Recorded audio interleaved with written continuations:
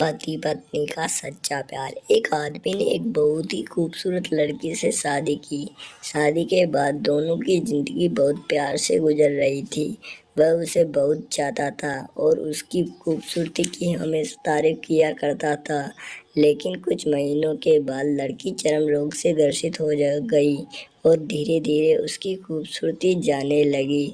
खुद को इस तरह देख उसके मन में डर समाने लगा कि यदि वह बदसूरत हो गई तो उसका पति उसे नफरत करने लगेगा और वह उसकी नफरत बर्दाश्त नहीं कर पाएगी।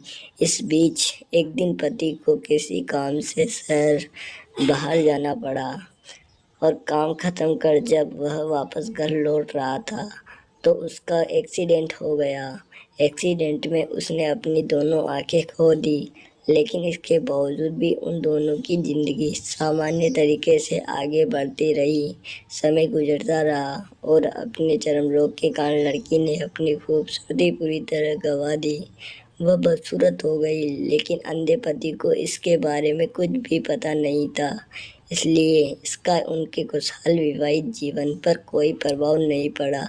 वह उसे उसी तरह प्यार करता रहा। एक दिन उसकी लड़की की मौत हो गई।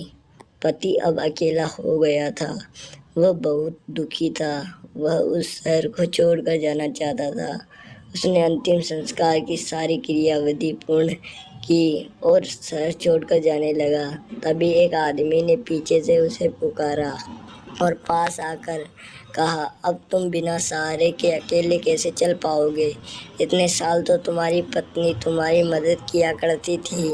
पति ने जवाब दिया, दोस्त मैं अंधा नहीं हूँ, मैं बस अंधा होने का नाटक कर रहा था, क्योंकि यदि मेरी पत्नी को पता चल जाता कि मैं उसकी बदसूरती देख सकता हूँ तो यह उसके रोग से ज़्यादा दर्द दे सकता था। इसलिए मैंने इतने साल अंधे होने का दिखावा किया। वो बहुत अच्छी पत्नी थी, मैं बस उसे खुश रखना चाहता था। सीख, खुश रहने के लिए हमें भी एक दूसरे की कमियों के प्रति आंखें बंद कर लेनी चाहिए।